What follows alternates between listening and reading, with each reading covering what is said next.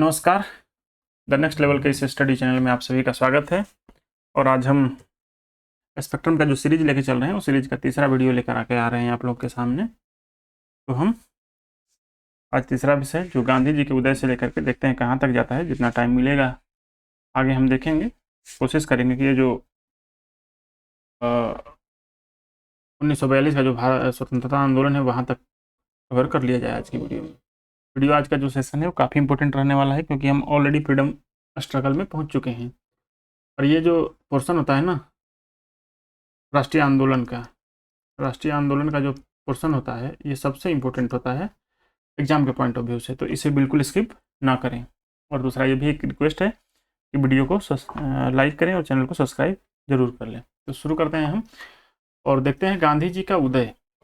गांधी जी से शुरू करते हैं चीज़ें कि गांधी जी का उदय कैसे है, क्या है गांधी जी के विषय में जो भी फैक्ट्स दिया हुआ है, कॉन्सेप्ट दिया हुआ है स्पेक्ट्रम में, उन पर डिस्कस करेंगे अभी। तो देखिए गांधी जी बेसिकली जो हैं इनका जन्म 2 अक्टूबर 1869, सभी को पता होगा कि 2 अक्टूबर 1869 को इनकी जन्म होती है।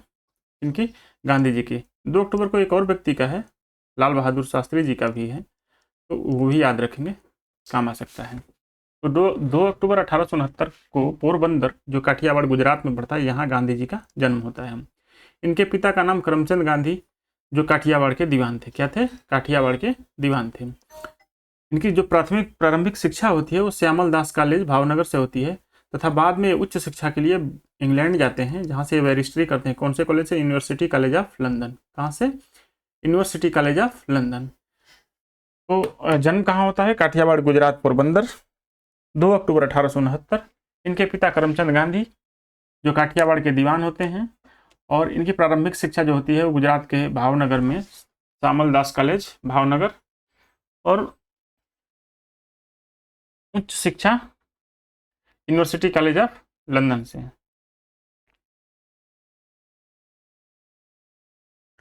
ठीक है, तो जो उच्च शिक्षा हुई कहाँ से हुई? यूनिवर्सिटी कॉलेज ऑफ लंदन से। इसके बाद गांधी जी वापस इंडिया आते हैं और इंडिया में दादा अब्दुल्ला जो एक व्यापारी हैं, दक्षिण अफ्रीका में रहते हैं, भारतीय व्यापारी हैं, तो वहाँ पे इनके मुकदमों की सिफारिश के लिए कब कहाँ जाते हैं? दक्षिण अफ्रीका जाते हैं। ठीक है, तो गांधी जी दक्षिण अफ्रीका जाते हैं, फिर वहाँ से 1915 में ये वापस भारत आते हैं। तो ये इनके जीवन का संक्षिप्त परिचय हो गया। अब इनके जो प्रयास रहे हैं भारत स्वतंत्रता के लिए, उन प्रयासों को अगर देखें तो कई चरणों में विभाजित किया जा सकता है, मुख्यतः 3 चरणों में। जैसे 1894 से 1906 का जो चरण है, संघर्ष का उदारवादी चरण।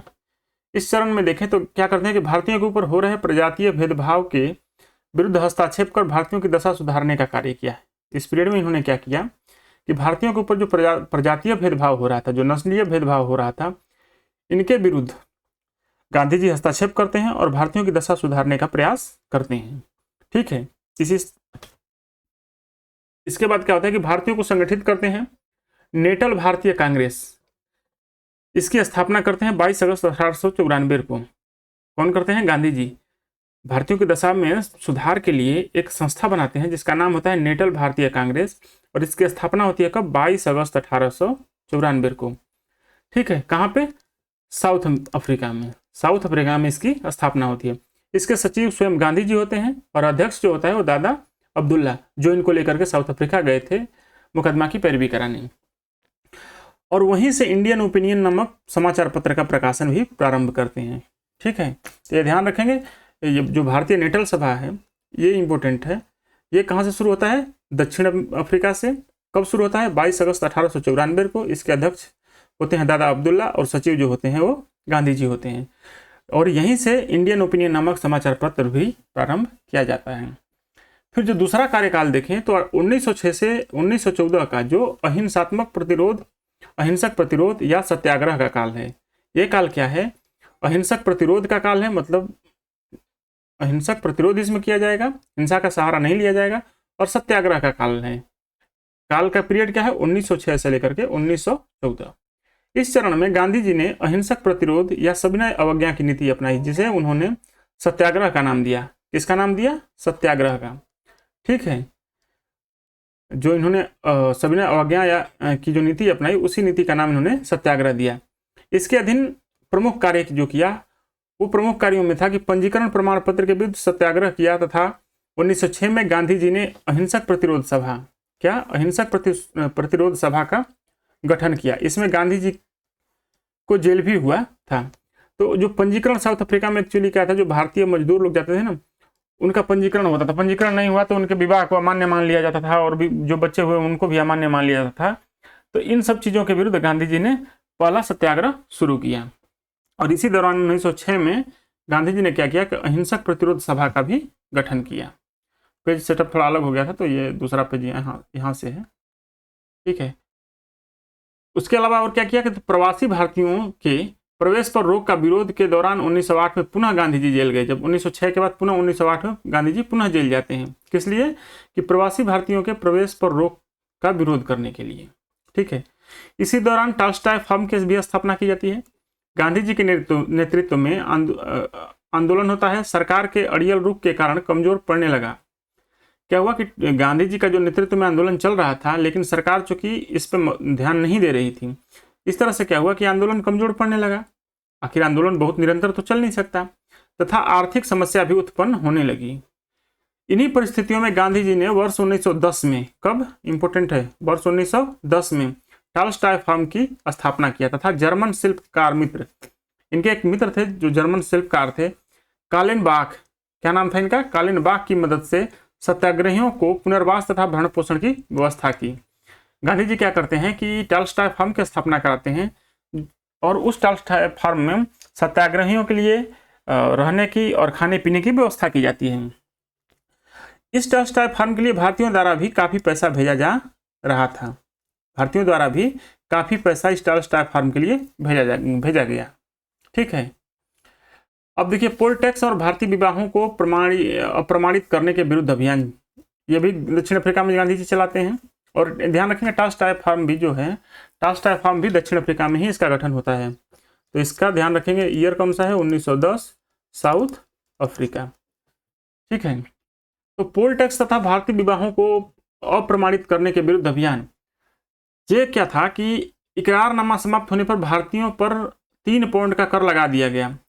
अधिकतर भारतीयों की आय 10 शिलिंग थी। शिलिंग जो है पाउंड से कम किया है, मतलब 10 शिलिंग का आय ही था, और आपने 3 पाउंड उन पे कर लगा दिया। 3 पाउंड कर लगा दिया, अब व्यक्ति कहाँ से चुकाएगा, ठीक है। तब इसके विरुद्ध गांधी जी ने सत्याग्रह किया, और सुप्रीम कोर्ट के एक निर्णय ने आंदोलन को और भड़का दिया। सुप्रीम कोर्ट के एक निर्णय ने, दक्षिण अफ्रीका में सुप्रीम कोर्ट के निर्णय ने इस आंदोलन को और भड़का दिया, क्योंकि निर्णय में क्या कहा गया था कि जिसमें उन सभी विवाहों को अवैध कर दिया गया था जो ईसाई पद्धति से नहीं हुए हैं। यानी ईसाई पद्धति के अलावा और अगर किसी और पद्धति से कोई विवाह हुआ है तो उसे अमान्य घोषित कर दिया गया। भारतीयों ने इस फैसले को नारियों का अपमान समझा। क्या समझा भाई, भारत में तो विवाह जो है वो ईसाई पद्धति से तो कम ही होता था, हिंदू पद्धति का फॉलो होता था। लोगों को साक्षी मान करके शादी, अग्नि को साक्षी मान करके शादी कर लिया, लेकिन ईसाई पद्धति में तो बाकायदा रजिस्ट्रेशन होना है। तो इस तरह से शादी जिसका भी नहीं हुआ है उनको अमान्य घोषित कर दिया गया। तो ये आंदोलन को और भड़का दिया। सत्याग्रहियों को जेल में डाल दिया गया। भारतीयों ने तीव्र प्रतिक्रिया दी। लॉर्ड हार्डिंग तक ने इसकी निंदा की। क्या की? लॉर्ड हार्डिंग जो भारत में गवर्नर जनरल है, लॉर्ड हार्डिंग ने भी इसकी निंदा की, ठीक है। गांधी जी, लॉर्ड हार्डिंग, गोपाल कृष्ण गोखले तथा CF एंड्रयूज के कई दौर की मीटिंग के बाद साउथ अफ्रीका सरकार द्वारा भारतीयों के अधिकार की मांगे मान ली गई। अब देखिए, गांधी जी और लॉर्ड हार्डिंग पर भी दबाव बनाया जा रहा है कि साउथ अफ्रीका आपकी कॉलोनी है तो आप वहाँ की सरकार को समझाइए। गोपाल कृष्ण गोखले होते हैं, CF एंड्रयूज होते हैं, इनके बीच कई दौर की मीटिंग चलती है और कई दौर की मीटिंग के बाद साउथ अफ्रीका सरकार द्वारा भारतीयों की अधिकतर मांगे जो हैं वो मान ली जाती हैं। तो इस तरह से गांधी जी को यहाँ सफलता प्राप्त होता है। अब जब गांधी जी को वहाँ सफलता मिल जाता है और गांधी जी की अब भारत वापसी होती है, ठीक है, तो गांधी जी 9 जनवरी, ध्यान रखेंगे, 9 जनवरी 1915 को भारत आए। मतलब भारत तो गांधी जी आते जाते रहते थे, लेकिन जो मतलब होता है ना कि एक वापस आना, मतलब वहाँ से बोरिया बिस्तर मान के एक तरह से बोले कि अब वहाँ की काम उन्होंने जो उनका कार्य था, लक्ष्य था, वो पूरा कर लिया और अब परमानेंट रूप से भारत वापस आ रहे हैं। इसलिए 9 जनवरी 1915 को प्रवासी भारतीय दिवस भी मनाया जाता है। हर साल 9 जनवरी को प्रवासी भारतीय दिवस मनाया जाता है। क्यों? क्योंकि गांधी जी साउथ अफ्रीका से इसी दिन वापस आए थे, ठीक है। वापस आने का अर्थ यह है कि पूर्ण रूप से वापस आए थे, बाद में आते जाते तो रहते ही थे। ठीक है, तो 9 जनवरी 1915 को भारत वापस से तथा निर्णय लिया कि अगले 1 वर्ष तक देश का भ्रमण करेंगे, किसी भी संस्था से नहीं जुड़ेंगे। एक्चुअली गोखले जो थे ना, गोपाल कृष्ण गोखले, गांधी जी के राजनीतिक गुरु, गोखले जी ने इनको बताया था कि आप ना पहले एक बार भारत का भ्रमण करना, आते ही किसी संस्था में किसी पार्टी में ज्वाइन नहीं करना, पहले एक बार भारत का भ्रमण करना और देखना, चीज़ों को ऑब्जर्व करना। ठीक है, तो इन्होंने एक निर्णय लिया उन्हीं की बातों को रखते हुए कि हम 1 साल तक क्या करेंगे, किसी पार्टी में नहीं करेंगे, हम भारत का भ्रमण करेंगे। ठीक है, गांधी जी ने घोषित किया कि जब तक कोई राजनीतिक संगठन सत्याग्रह के मार्ग को नहीं अपनाएगा तब तक वो किसी भी संगठन से संबंध नहीं रख सकते। मतलब गांधी जी ने एक तरह से शर्त रखा कि अगर कोई भी संगठन जब तक वो सत्याग्रह के मार्ग को नहीं अपनाएगा तब तक वो उस संगठन से संबंध नहीं रख सकते हैं, यानी कि उससे नहीं जुड़ सकते हैं। ठीक है, रोलेट सत्याग्रह के पूर्व 1917-18 में गांधी जी 3 संघर्ष, मतलब जो 1919 का रोलेट एक्ट का जो आंदोलन चला, इससे पहले गांधी जी 3 संघर्षों में ऑलरेडी भाग ले चुके थे और सफलतापूर्वक कंप्लीट कर चुके थे, जैसे चंपारण 1917, अहमदाबाद 1918 और खेड़ा आंदोलन 1918 में भाग ले चुके थे। और आप आगे पढ़ेंगे भी कि क्या हुआ था इन आंदोलनों में। तो सबसे पहले है चंपारण सत्याग्रह 1917, और ये गांधी जी का प्रथम सबने अवज्ञा आंदोलन है भारत में। ठीक है, और आप ये कहना अतिशयोक्ति नहीं होगा कि यही वो आंदोलन है जो गांधी जी को गांधी बना दिया। ठीक है, गांधी जी को गांधी जी बना दिया, यही वो आंदोलन है चंपारण सत्याग्रह 1917। चंपारण सत्याग्रह 1917 आपको क्या है, चंपारण में क्या था कि गोरे जो बागान मालिक, अंग्रेज बागान मालिक होते थे, वो अनुबंध के अनुसार 3 कठिया प्रथा लागू कर रखे थे। 3 कठिया प्रथा का मतलब होता है जैसे 1 बीघे में 20 कट्ठा है, 1 बीघे में 20 कट्ठा है, तो 20 कट्ठा में से 3 कट्ठे में अनिवार्य रूप से नील की खेती करना है। अगर आप नहीं करते हैं तो आप पे दंड लगाया जाएगा। तो 19वीं सदी में अब हुआ क्या कि 19वीं सदी में जर्मनी में रासायनिक रंगों का निर्माण हो जाने से नील की खेती अप्रासंगिक हो गया। भाई जब रासायनिक रूप से कलर का उत्पादन होने लगा तो अब नील की खेती उस तरह से प्रासंगिक नहीं रह गई। अब नहीं रह जाने से किसानों को नुकसान होने लगा, और नुकसान होने लगा तो उनकी स्थिति दयनीय होने लगी। तो इसी बात को 1916 ईस्वी के जो लखनऊ अधिवेशन हो रहा है, जहाँ कांग्रेस और लीग का आपस में मिलन होता है, उग्रवादी और उदारवादियों का आपस में मिलन होता है, वहीं पे बिहार से राजकुमार शुक्ल और संत राउत, इनका नाम कम आता है पर ध्यान रखेंगे, कभी कभी आ जाए तो इनको भी, संत राउत, ये 2 नेता जाते हैं और गांधी जी से मिलते हैं। ठीक है, राजकुमार शुक्ल और संत राउत गांधी जी से मिलते हैं, वहीं पे कहाँ पे 1916 में लखनऊ अधिवेशन में, और वहाँ पे इनको बताते हैं कि देखिए बिहार के चंपारण में किसानों की क्या दशा है, और इस बात पर गांधी जी इनको आश्वासन देते हैं कि ठीक है हम बिहार में आएंगे। इसी क्रम में 1917 में गांधी जी राजेंद्र प्रसाद, जेबी कृपलानी, ब्रज किशोर, मजहरुल हक, महादेव देसाई, नरहरि पारिक की सहायता से मामले की जांच हेतु चंपारण पहुंचे।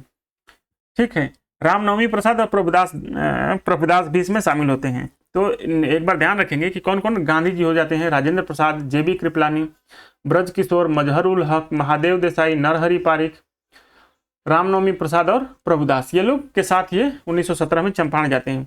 जब शुरू में पटना आते हैं तो पटना ये जेबी कृपलानी के घर पे ही रुकते हैं। ठीक है, तो हम डेट वाइज अगर इसका देखेंगे तो दिखा देंगे आपको टाइमलाइन भी।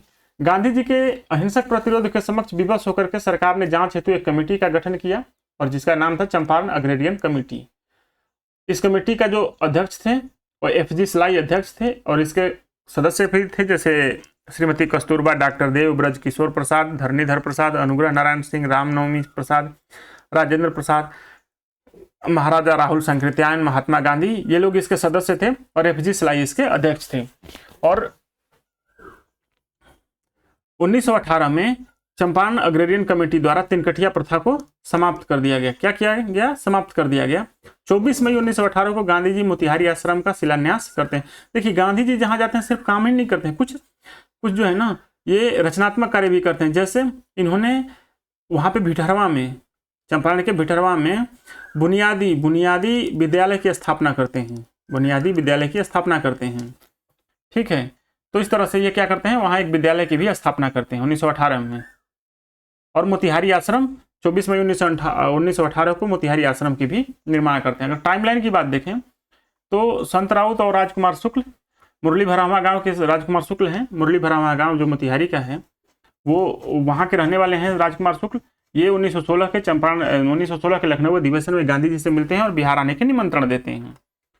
इसके बाद क्या होता है कि 10 अप्रैल 1917 को गांधी जी पटना आते हैं तथा जेबी कृपलानी के घर पे रुकते हैं। फिर वहां से 15 अप्रैल 1917 को मोतिहारी पहुंचते हैं और हजारी धर्मशाला में रुकते हैं। कहाँ पहुंचते हैं वो? 15 अप्रैल 1917 को मोतिहारी पहुंचते हैं और वहाँ हजारी धर्मशाला में रुकते हैं। फिर 22 अप्रैल 1917 को बेतिया पहुंचते हैं। देखिए, गांधी जी भ्रमण करते हुए जाते हैं, डायरेक्ट चंपारण पर अटैक नहीं करते हैं, भ्रमण करते हुए लोगों से मिलते हुए जाते हैं। 1918 में चंपारण स्थित नरकटिया कानून को समाप्त कर दिया जाता है। इसी में जो वहाँ के मजिस्ट्रेट द्वारा इनको मोतिहारी छोड़ने का आदेश दिया जाता है, चंपारण छोड़ने का आदेश दिया जाता है, जिसे गांधी जी ने सिरे से खारिज कर देते हैं। ठीक है, अब देखेंगे कि अहमदाबाद मिल हड़ताल 1918, और ये इनका प्रथम भूख हड़ताल था। ये इनका क्या था? प्रथम भूख हड़ताल था। मिल मालिकों तथा मजदूरों में प्लेग बोनस के विवाद में हस्तक्षेप हेतु मार्च 1918 में हुई थी क्या आंदोलन? अहमदाबाद मिल मजदूर हड़ताल। मजदूरों की हड़ताल पर जाने तथा 50% का स्थान पर 35% बोनस मांग करने को कहा। और मालिक जो है वो कितना देना चाहते थे? 20% देना चाहते थे। मतलब जो मजदूर थे वो हड़ताल पर थे और 50% बोनस मांग रहे थे। गांधी जी ने कहा कि आप 50% का स्थान पर 35% बोनस की मांग करिए, जबकि मिल जो मजदूर मालिक थे वो 20% देना चाहते थे। अब मजदूरों के समर्थन में गांधी जी भूख हड़ताल करने का फैसला लेते हैं। अंबालाल साराभाई की बहन अनुसुईया बेन का भी इस समय सक्रिय योगदान गांधी जी के साथ रहता है। ये भी चीज को ध्यान रखेंगे। अंबालाल साराभाई की बहन जो है अनुसुईया बेन, इनका भी महत्वपूर्ण सहयोग रहता है गांधी जी के साथ।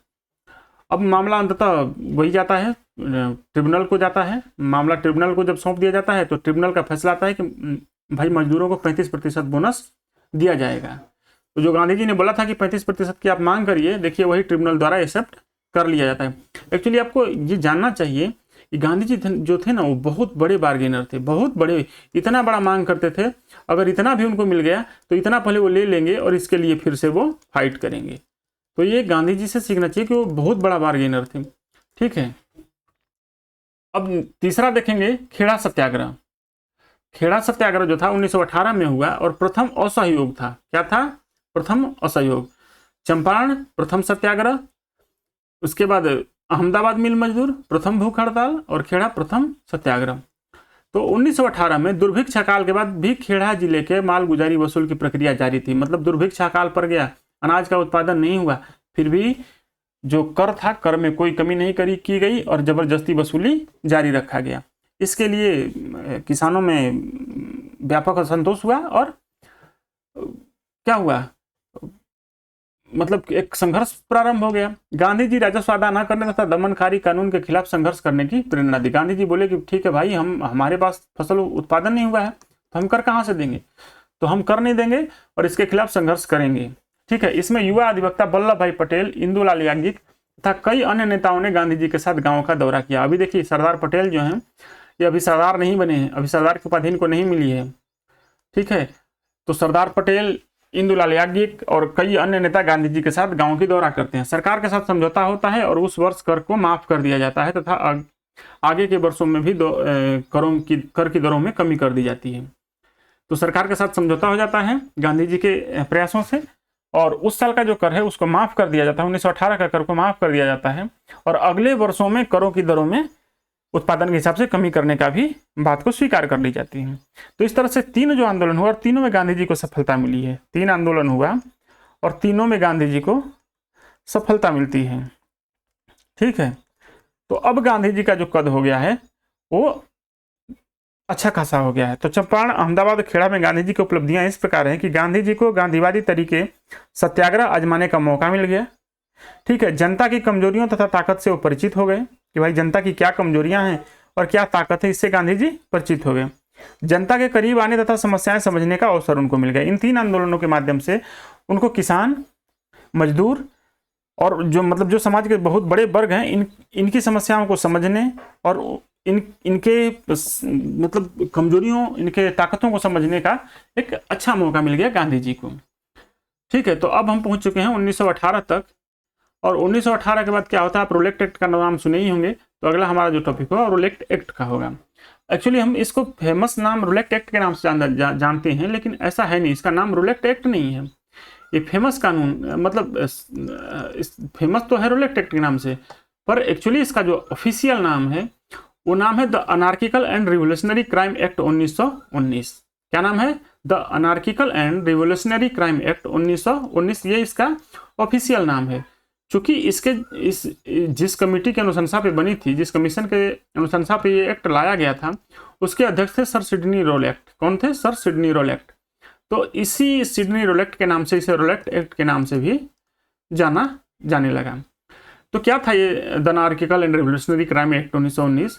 कि भारत रक्षा अधिनियम की शक्ति समाप्त प्राय होने पर भारत में रह रहे आंदोलन को कुचलने हेतु पुनः शक्ति की आवश्यकता थी। मतलब जो 1915 का भारत रक्षा अधिनियम था ना, ये धीरे धीरे कमजोर पड़ने लगा था। कमजोर कोई कानून क्यों पड़ने लगता? क्योंकि इसके ड्रॉबेज जो होते हैं ना, कैसे इस कानून, मतलब इस कानून से कैसे बचा जा सके, इन चीज़ों का धीरे धीरे एक्सपोज होने लगता है। तो इस तरह से जो कानून था, फिर जिन परिस्थितियों को देख करके बनाया जाता है, परिस्थितियां धीरे धीरे चेंज होने लगती हैं, तब भी ये कानून प्रभावी नहीं रहता। जैसे जब भारत में साइबर क्राइम शुरू हुआ, तो चूंकि क्राइम ये नई बात थी, साइबर क्राइम अपने आप में नया चीज़ था, तो इस तरह से देश में कानून नहीं था। तो वैसे ही जैसे जैसे क्राइम बढ़ने लगा, अलग अलग क्राइम का नेचर बढ़ने लगा, तो 1915 का जो भारत रक्षा अधिनियम था वो कमजोर होने लगा। तो अंग्रेज सरकारों को जो आंदोलन हो रहे थे, इनको दबाने के लिए एक ऐसा कानून चाहिए था जिनमें इनको असीमित अधिकार मिल जाए। तो इसी संदर्भ में जांच हेतु एक सर सिडनी रोलेक्ट की नियुक्ति की जाती है। और सर सिडनी रोलेक्ट जो हैं, इनकी नियुक्ति की जाती है कि भाई आप जाइए और भारत में एक वो करिए, जांच करिए और बताइए कि क्या स्थिति है, कैसे इसको किया जा सकता है। ठीक है, तो सिडनी रोलेक्ट जो आते हैं, इनकी समिति जो सिफारिश दिया उसे ही रोलेक्ट एक्ट कहा जाता है। सिडनी रोलेक्ट भारत में जांच करते हैं, जांच करके एक सिफारिश देते हैं, और उस सिफारिश के आधार पर जो कानून आता है उसे ही रोलेक्ट एक्ट कहा जाता है। ये एक्ट था क्या? रोलेक्ट एक्ट क्या था? तो इसको देखेंगे कि एक विशेष कोर्ट की स्थापना, जिसे हाई कोर्ट के 3 वकील थे, मतलब एक स्पेशल कोर्ट बनाई जाएगी, और इसमें कौन होंगे? हाई कोर्ट के 3 वकील होंगे, 3 एडवोकेट होंगे। ठीक है, ऐसे मामलों को सच मानकर मान्य कर सकता है जो विधि के अंतर्गत मान्य नहीं है। मतलब ये जो अदालत है वो वैसे भी साक्ष्यों को मान्य कर सकता है, ऐसे भी साक्ष्यों को अपना प्रमाण मान सकता है जो नॉर्मल कोर्ट में मान्य नहीं है। ठीक है, इसके अलावा प्रांतीय सरकारों को बिना वारंट तलाशी, गिरफ्तार तथा बंदी प्रत्यक्षीकरण के अधिकार की रद्द करने की शक्ति प्रदान करना। क्या करना? प्रांतीय सरकारों को बिना वारंट तलाशी, गिरफ्तारी तथा बंदी प्रत्यक्षीकरण के अधिकार को रद्द करने की शक्ति प्रदान करना। ठीक है, तो ये इसके प्रमुख प्रावधान थे। अब रोलेक्ट एक्ट चूंकि इस तरह का कानून है, इसे भारतीय जो उस समय के राजनेता हैं उन्होंने काला कानून कहा। क्या कहा? काला कानून, बिना वकील बिना दलील का कानून। आप सुनेंगे, बिना वकील बिना दलील का कानून इसे कहा गया। ये बहुत ही मतलब खतरनाक कानून था। तो रोलेक्ट एक्ट के विरुद्ध, इसके विरुद्ध सत्याग्रह तो होना ही था। तो गांधी जी ने फरवरी 1919 में देशव्यापी आंदोलन का आह्वान किया। गांधी जी बोले कि भाई इस कानून के विरुद्ध हम देशव्यापी आंदोलन करेंगे। सत्याग्रह 6 अप्रैल 1919 को प्रारंभ हुआ, किंतु तारीख की गलतफहमी के कारण आंदोलन पहले ही हिंसक रूप ले लिया। इस प्रारंभ कब होना था? 6 अप्रैल 1919 को, किंतु गलतफहमी के कारण, जैसे 1857 की क्रांति में गलतफहमी हो गया, ऐसे गलतफहमी के कारण ये पहले ही हिंसक रूप ले लिया। कलकत्ता, दिल्ली, मुंबई, अहमदाबाद में हिंसा भड़क उठी।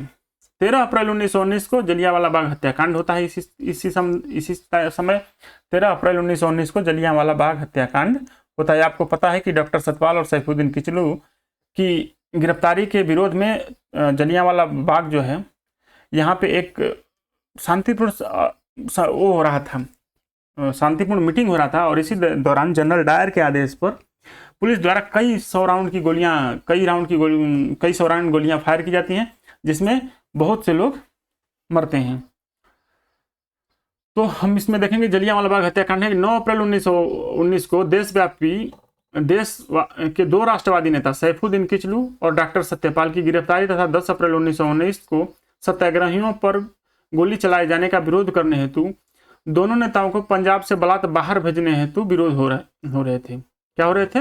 विरोध हो रहे थे। किस लिए? कि 9 अप्रैल 1919 को डॉक्टर सत्यपाल और सैफुद्दीन किचली को गिरफ्तार कर लिया जाता है और 10 अप्रैल 1919 को जो सत्याग्रही इस चीज का विरोध कर रहे थे उन पर गोली चला दिया जाता है। तो इसी बात को विरोध करने हेतु 13 अप्रैल 1919 को एक सभा होता है। कहाँ पे? जलियांवाला बाग में। जलियांवाला बाग जो अमृतसर में है, यहाँ पे एक सभा होता है और इस सभा में 2 प्रस्ताव पारित होते हैं कि रोलेक्ट एक्ट की समाप्ति की जानी चाहिए और 10 अप्रैल की गोलीबारी की निंदा की जाती है। ठीक है, जो 10 अप्रैल को सत्याग्रहियों पर गोलीबारी होती है इस चीज की निंदा की जाती है। इसी दौरान क्या होता है कि जनरल डायर जो एक अंग्रेज सैन्य अधिकारी है, अंग्रेज, वो आ जाता है पुलिस अधिकारी और उसने गोली चलवा देता है निहत्थी भीड़ पर और कई लोगों की जाने जाती हैं इसमें। इस हत्याकांड के विरोध में टैगोर ने अपनी नाइटहुड की उपाधि, क्या? नाइटहुड की उपाधि तथा सर शंकर राम नायर, ये है सर शंकर राम नायर, ये वायसराय की कार्यकारिणी परिषद से त्यागपत्र दे देते हैं। क्या करते हैं? त्यागपत्र दे देते हैं। मतलब टैगोर नाइटहुड की उपाधि और सर शंकर राम नायर वायसराय की कार्यकारिणी परिषद से त्यागपत्र दे देते हैं। 18 अप्रैल 1919 को गांधी जी ने अपना सत्याग्रह को समाप्त घोषित कर दिया क्योंकि अब हिंसा बढ़ रहा था। चूंकि इस विद्रोह का भी कारण हिंसा भड़क उठा, तो हिंसा बढ़ने के कारण 18 अप्रैल 1919 को गांधी जी अपना जो सत्याग्रह है इसे वापस घोषित कर लेते हैं। ठीक है,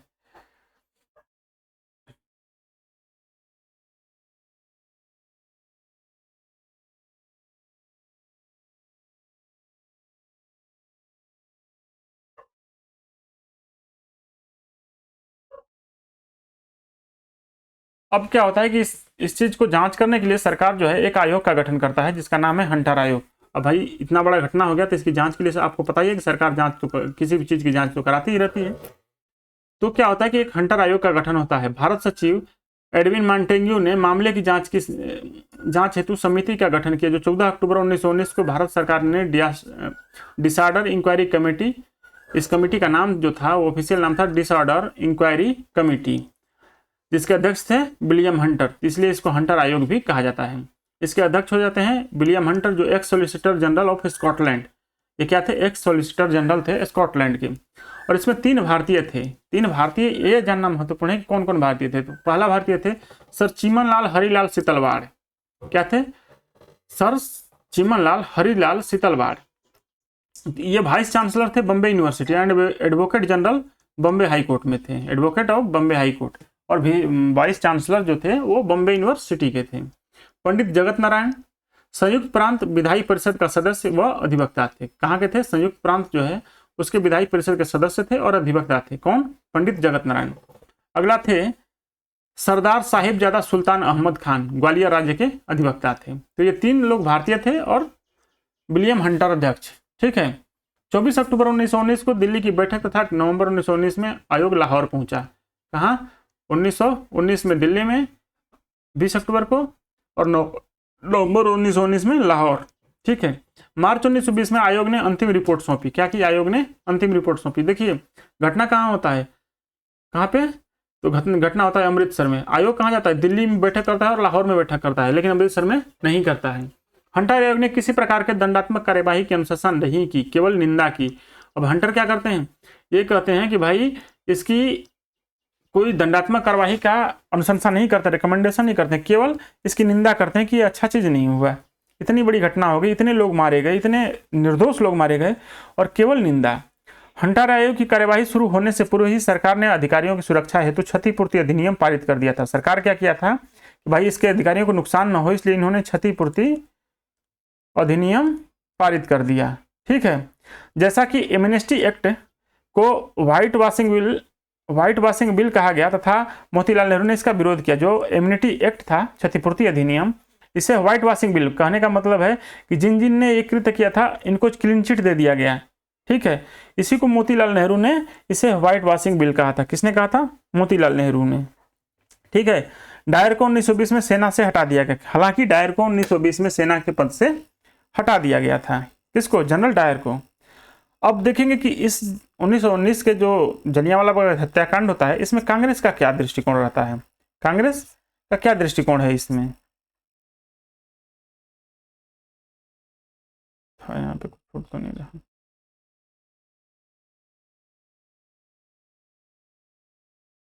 तो कांग्रेस का दृष्टिकोण देखें तो कांग्रेस ने भी इस हत्याकांड की जांच के लिए एक समिति का गठन किया। क्योंकि कांग्रेस सरकार में नहीं है तो इसलिए समिति को हम गैर सरकारी कहेंगे। क्या कहेंगे? गैर सरकारी। जैसे आप संविधान में पढ़ते होंगे कि एक सरकारी बिल आता है और एक गैर सरकारी बिल आता है। सरकारी वो होता है जो मंत्रीगण प्रस्तुत करते हैं, कोई मंत्री प्रस्तुत करते हैं सदन में, और गैर सरकारी बिल वो होता है जो मंत्रियों के अलावा कोई प्रस्तुत करता है, वो गैर सरकारी होता है। वैसे ही कांग्रेस भी एक जांच समिति गठन करती है गैर सरकारी, जिसका नाम होता है तहकीकात समिति। क्या नाम होता है? तहकीकात समिति। इसके अध्यक्ष जो होते हैं वो पंडित मदन मोहन मालवीय होते हैं।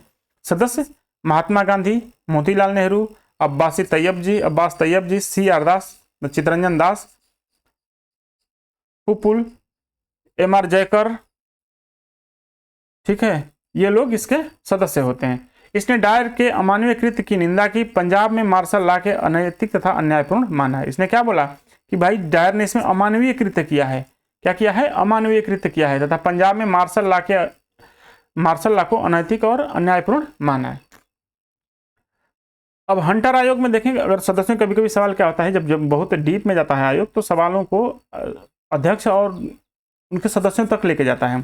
तो हंटर आयोग को देख लें अगर, तो इसमें 5 अंग्रेज सदस्य थे और 3 भारतीय। 3 भारतीयों के विषय में तो आपको बता दिया था, सर चीमालाल सितलवाड़, जो VC बॉम्बे का साहबजादा, ये एडवोकेट थे, और ये जगत नारायण, ये संयुक्त प्रांत के सदस्य थे। इसके अलावा जो अंग्रेज थे इसमें विलियम हंटर, ये अध्यक्ष होते हैं इसका, Justin Raskin, WF Rice, major general sir George Barrow और सर टॉमस स्मिथ, ये 5 लोग जो हैं इसके सदस्य थे। मतलब 4+1, एक प्रेसिडेंट और 4 सदस्य थे इसके। तो ये है हंटर आयोग का, ठीक है।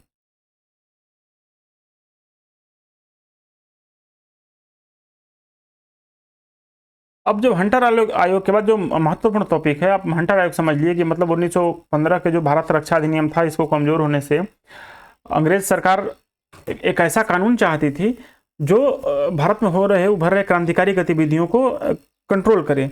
और इसी संदर्भ में क्या होता है कि सिडनी रोलेक्ट की अध्यक्षता में एक समिति का गठन किया जाता है, और वो समिति जांच करके एक सिफारिश देती है, और उसी सिफारिशों को कानून के रूप में पारित किया जाता है, जो 1919 में आता है, जिसका नाम होता है कि रोलेक्ट एक्ट। और इसी रोलेक्ट एक्ट के विरोध में 13 अप्रैल 1919 को एक सभा हो रही थी। सभा में जनरल डायर के आदेश पर गोलियां चली और कई निर्दोष लोग मारे गए। इसके जांच के लिए अंग्रेजों के द्वारा क्या बनाया गया? हंटर आयोग के गठन किया गया, विलियम हंटर की अध्यक्षता में, और कांग्रेस द्वारा तहकीकात समिति पंडित मदन मोहन मालवीय की अध्यक्षता में किया गया। ठीक है, तो हमने यहाँ तक जान लिया। अब आगे हम देखेंगे खिलाफत एवं असहयोग आंदोलन। क्या देखेंगे? खिलाफत एवं असहयोग आंदोलन। इसकी पृष्ठभूमि को अगर देखें कि खिलाफत और असहयोग आंदोलन क्यों प्रारंभ हुए, तो इस आंदोलन के लिए 1919 का वर्ष महत्वपूर्ण रहा, क्योंकि इस वर्ष सरकारी नीतियों एवं गतिविधियों से भारतीय समाज का लगभग हर वर्ग असंतुष्ट हो चुका था। आप देख ही रहे हैं कि 1919 के साल में क्या क्या घटनाएं घट चुकी हैं। तो इन चीजों से समाज के लगभग हर वर्ग परेशान था, हर वर्ग असंतुष्ट था। जैसे रोलेक्ट एक्ट, पंजाब में मार्शल लॉ व जलियांवाला बाग हत्याकांड से विदेशी क्रूर व असभ्य रवैया उजागर हो जाना। भाई आप जलियांवाला बाग की घटना देख ही रहे हैं, पंजाब में जो मार्शल लॉ लगाया गया है उसकी भी भर्त्सना हो रही है। तो इस तरह से अंग्रेजों का जो क्रूर और असभ्य रवैया है ना, वो सबके सामने उजागर हो गया। दूसरा, हंटर कमीशन की रिपोर्ट, इतनी बड़ी घटना हुई और हंटर पर जो कमीशन बना उसने सिर्फ निंदा किया। सिर्फ क्या किया? निंदा किया। इसलिए इससे क्या हुआ? देश आहत हो गया कि अरे इतनी बड़ी घटना, इतने 100 लोग मारे गए और सिर्फ इसकी निंदा, तो इससे देश आहत हुआ। ठीक है, 1919 के अधिवेशन का वास्तविक मकसद सामने आया। क्या? द्वैत शासन। 1919 का जो अधिनियम आया, एक्ट आया, कौन सा? भारत शासन अधिनियम 1919। ध्यान रखेंगे, रोलेक्ट एक्ट की बात नहीं हो रही है, भारत शासन अधिनियम 1919। उनमें क्या सामने आया कि भाई मंत्रिपरिषद तो है किंतु अधिकार कुछ नहीं है, क्योंकि अधिकारियों इसके है नहीं। हम कहते हैं कुछ, होता है कुछ। वास्तविक शक्ति तो अभी भी कार्यकारिणी परिषद और गवर्नर जनरल के पास ही है, हमारे पास तो कुछ है नहीं। तो ये भी लगा कि ये तो हमें बेवकूफ़ बनाया गया है। फिर मुस्लिम लीग और कांग्रेस का साथ आना, क्योंकि 1916 में मुस्लिम लीग और कांग्रेस साथ आ चुका है, तो जो भी अब होगा अब ज्वाइंट होगा, क्योंकि एक की समस्या दूसरे की समस्या होगी। तो इस तरह से ये भी एक अच्छी बात हो गई। और मौलिक राष्ट्रवादी मुसलमानों का रूढ़िवादी विचारों से मुक्त होकर के ज्यादा प्रभावशाली होना। जो मौलिक राष्ट्रवादी मुसलमान थे वो क्या हुए कि रूढ़िवादी विचारों से ऊपर उठ करके ज्यादा प्रभावशाली होना चाहते थे। ठीक है। दूसरा चीज है खिलाफत का मुद्दा। चलिए समझेंगे खिलाफत का मुद्दा क्या था। तो प्रथम विश्व युद्ध के उपरांत ब्रिटेन ने तुर्की के प्रति कठोर रवैया अपनाते हुए तुर्की का विभाजन कर दिया गया। क्या कर दिया गया? तुर्की का विभाजन कर दिया गया तथा खलीफा के पद को हटा दिया गया। क्या किया गया कि भाई जो खलीफा थे, जिसे मुस्लिम जगत में क्या माना जाता था, मुसलमानों का सबसे प्रमुख नेता माना जाता था, सबसे प्रमुख, जैसे बोलते थे खलीफा से ही लोग मान्यता प्राप्त करते थे। जो भी मुस्लिम शासक होते थे वो खलीफा से मान्यता प्राप्त करना चाहते थे, मान्यता प्राप्त करते थे। तो मुस्लिम जगत का एक प्रतिष्ठित, सबसे प्रतिष्ठित पद था खलीफा का। ठीक है। और उसे अंग्रेजों द्वारा हटा दिया गया। तो इससे मुसलमानों में एक लहर सी दौड़ गई कि भाई हमारे धार्मिक प्रमुख जैसे शंकराचार्य हैं, हिंदू धर्म में शंकराचार्य का पद है, वैसे ही मुस्लिम धर्म में खलीफा सबसे बड़ा पद होता था उस समय। तो इस तरह से मुसलमानों का जो सबसे प्रमुख पद था उसे अंग्रेजों द्वारा हटा देने से मुसलमानों के अंदर एक विशेष लहर दौड़ गई। भारत में भी मुसलमानों ने इसका तीव्र आलोचना किया, क्योंकि ये तो तुर्की में रहा था, किंतु समस्या जो था वो मुसलमान धर्म से संबंधित था।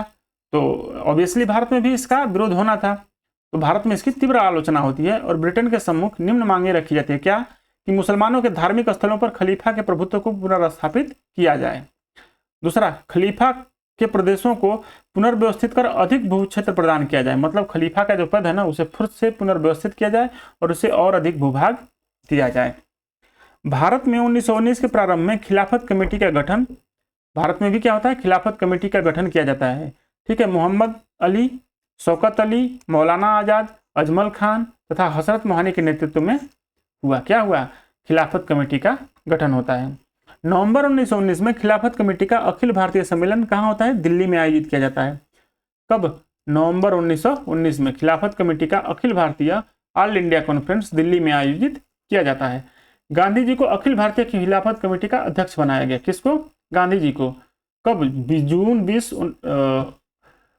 जून 1920 में इलाहाबाद अधिवेशन में। 1919 नवंबर में कहाँ होता है? दिल्ली में। कहाँ होता है? दिल्ली में। फिर जून 1920 में इलाहाबाद में अधिवेशन होता है और इसी अधिवेशन में गांधी जी को अखिल भारतीय खिलाफत कमेटी का अध्यक्ष बना दिया जाता है। किसको? गांधी जी को। अब खिलाफत के प्रश्न पर कांग्रेस का क्या रवैया रहता है? कांग्रेस क्या करती है कि गांधी जी के पूर्ण समर्थन के बावजूद भी कांग्रेस में खिलाफत को लेकर के सर्वसम्मति का अभाव है। क्यों? क्योंकि एक धार्मिक मुद्दा है। खिलाफत क्या है? एक धार्मिक मुद्दा है। भारत में प्रत्यक्ष रूप से खिलाफत का कोई लेना देना नहीं है। क्यों? ये मुस्लिम जो है उनके धर्म से संबंधित, मुस्लिम धर्म के प्रक्रिया से संबंधित है, इसलिए भारत में इसका विरोध हो रहा है। बाकी भारत में शासन और अंग्रेजों से लेकर के इसकी कोई अड़चन नहीं है। तो इस तरह से कांग्रेस के अंदर एक असमंजस की स्थिति उत्पन्न हो जाती है, जबकि गांधी जी का पूर्ण समर्थन रहता है खिलाफत के प्रति। और आप देखते हैं कि 1920 में वो जून 1920 में खिलाफत कमेटी की अध्यक्षता को भी स्वीकार कर लेते हैं। तिलक ने धार्मिक मुद्दे पर मुस्लिम नेताओं से संधि का विरोध किया। देखिए तिलक जी जो हैं, बाल गंगाधर तिलक, ये इसका विरोध करते हैं कि हम धार्मिक मुद्दे पर नहीं, हम राष्ट्रीय मुद्दे पर चर्चा करेंगे। हम जो एकमत हुए हैं वो राष्ट्रीय मुद्दों को लेकर के हुए हैं, न कि धार्मिक मुद्दों को लेकर के। ये चूंकि इंटरनल मुद्दा है, मुसलमानों का धार्मिक मुद्दा है, इसलिए हमें इस पर संधि नहीं करना चाहिए। और वो क्या करते हैं? सत्याग्रह के प्रयोग, मतलब वो इसका विरोध करते हैं तथा वह सत्याग्रह के प्रयोग पर भी सशंकित होते हैं। क्यों? बोलते हैं कि भाई सत्याग्रह पे भी मुझे विश्वास नहीं हो रहा कि पता नहीं सफल होगा नहीं होगा। ठीक है। अंततः कांग्रेस इस मुद्दे पर झुक गई तथा गांधी जी के राजनीतिक कार्यक्रम के प्रस्ताव की मंजूरी दे दी। किंतु गांधी जी भी, आपको एक चीज तो जानना होगी, गांधी जी जो थे ना वो थोड़ा अड़ियल रवैया के थे और ईगोइस्ट जैसे थे, मतलब ईगोइस्ट टाइप के थे। तो गांधी जी भी इस मुद्दे पर अड़े थे। तो कांग्रेस क्या हुई? इस मुद्दे पर झुक गई और गांधी जी के राजनीतिक कार्यक्रम के प्रस्ताव को मंजूरी दे दी। किसने? कांग्रेस ने। कांग्रेस ने गांधी जी को बोला कि ठीक है, आपको जो ठीक लगे वो करिए, हम आपके साथ हैं। सीधा सा ये फंडा है। तो राजनीतिक प्रश्न के मुद्दे पर आंदोलन चलाने के लिए लीग ने भी कांग्रेस के पूर्ण समर्थन देने का निश्चय किया। ठीक है। अब धार्मिक मुद्दे पर चूंकि कांग्रेस ने लीग को समर्थन दे दिया गांधी जी के प्रयास से, तो लीग ने भी क्या बोला कि ठीक है, आप राजनीतिक प्रश्न के मुद्दे पर आंदोलन चलाइए, लीग आपका सहयोग करेगा। तो अब असहयोग, धार्मिक स्तर है, धार्मिक पर क्या है? खिलाफत। मुस्लिमों का है, खिलाफत है, मुस्लिमों का मुद्दा है। और राष्ट्रीय राजनीतिक स्तर पर क्या है, असहयोग। भाई कांग्रेस असहयोग चलाना चाहती है, असहयोग चलाना चाहती है और मुस्लिम खिलाफत चलाना चाहते हैं। तो इसलिए इसको दोनों को क्लब कर दिया गया और बना क्या दिया गया, असहयोग खिलाफत आंदोलन। क्या हो गया, असहयोग खिलाफत आंदोलन। फरवरी 1920 में हिंदू मुसलमानों के एक संयुक्त प्रतिनिधिमंडल वायसराय से मिला, किंतु वह कोई लाभ नहीं मिला। क्या हुआ, कोई लाभ नहीं हुआ। फरवरी 1920 में हिंदू मुसलमानों का एक प्रतिनिधिमंडल, संयुक्त प्रतिनिधिमंडल वायसराय से मिलता है, पर कोई लाभ नहीं मिलता है। फिर 1920 में ही गांधी जी घोषणा किए कि पंजाब का मुद्दा गलत था, सरकार इस पर माफी मांगे तथा संतुष्ट करने हेतु नवीन योजना प्रस्तुत करें, नहीं तो आंदोलन असहयोग प्रारंभ कर दिया जाएगा। क्या बोलते हैं गांधी जी की, जो पंजाब में आपने किया है ना वो गलत किया है, पंजाब के लोगों से आप माफी मांगिए, नवीन क्षतिपूर्ति के लिए एक योजना प्रस्तुत करिए, और नहीं करेंगे तो हम आंदोलन प्रारंभ कर देंगे। मई 1920 में तुर्की के साथ सेब्रिज की संधि होती है। क्या होती है, सेब्रिज की संधि होती है तथा तुर्की का विभाजन कर दिया जाता है। अब इससे खिलाफत और भड़क जाएंगे। जून 1920 में देखिए, एक महीने बाद ठीक जून में खिलाफत कमेटी का इलाहाबाद अधिवेशन, जिसमें स्कूलों, कॉलेजों तथा न्यायालयों का बहिष्कार का निर्णय लिया गया। और आपको पहले ही बता दिया हूं कि जून 1920 में जो इलाहाबाद का अधिवेशन होता है, इसी में गांधी जी को राष्ट्रीय अध्यक्ष चुन लिया जाता है। किसका, खिलाफत, ऑल इंडिया खिलाफत कमेटी का।